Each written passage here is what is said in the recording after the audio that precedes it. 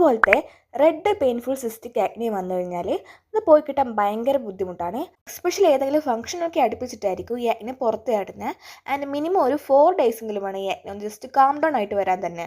അപ്പം ഞാനിങ്ങനെ just 1 night കൊണ്ട് തന്നെ ഇത്ര ആക്നേനെ റെഡ്യൂസ് ചെയ്യുന്നത്. എൻ്റെ നൈറ്റ് ടൈം സ്കിൻ കെയർ റുട്ടീനൊക്കെ കഴിഞ്ഞ് അപ്പോൾ ഫസ്റ്റ് തന്നെ ഞാൻ ഈ അസിഡം ക്രീമാണ് യൂസ് ചെയ്യുന്നത്. എവിടെയൊക്കെയാണോ എനിക്ക് ആക്നെ ഉള്ളത് അവിടെ ജസ്റ്റ് ഡാബ് ചെയ്ത് കൊടുക്കും. എന്നിട്ടൊരു 2-3 മിനിറ്റ്സ് അങ്ങനെ തന്നെ അത് അബ്സോർബ് ആവാൻ വിടും. അസീലിക് ആസിഡ് ഒരു ആൻറ്റി ബാക്ടീരിയൽ ഇൻഗ്രീഡിയൻ്റ് ആണ്.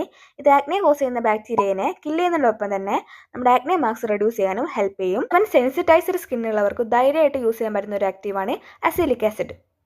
അതിനുശേഷം ഞാൻ ഈ ഡോക്ടർ ഷെത്തിൻ്റെ sulphur face pack as a spot treatment ആയിട്ട് അതിന് മേലെ ജസ്റ്റ് അപ്ലൈ ചെയ്തിട്ട് അങ്ങനെ തന്നെ ഓവർനൈറ്റ് ലീവ് ചെയ്യും. ഇതിലുള്ള സൾഫർ അതുപോലെ കെയോളിൻ ക്ലേ നമ്മുടെ സ്കിന്നിനെ ജെന്റിലായിട്ട് എക്സ്ഫോളിയേറ്റ് ചെയ്യും. ഓൾസോ ഈ ഒരു ആക്നെയിലുള്ള പസ്റ്റൂൾസും അതുപോലെ ഓയിൽസും കാര്യങ്ങളും വലിച്ചെടുക്കുകയും ചെയ്യും. നെക്സ്റ്റ് ഡേ മോർണിംഗ് ഈ ആക്നെ നന്നായിട്ട് റെഡ്യൂസ് ചെയ്ത് കാണാം.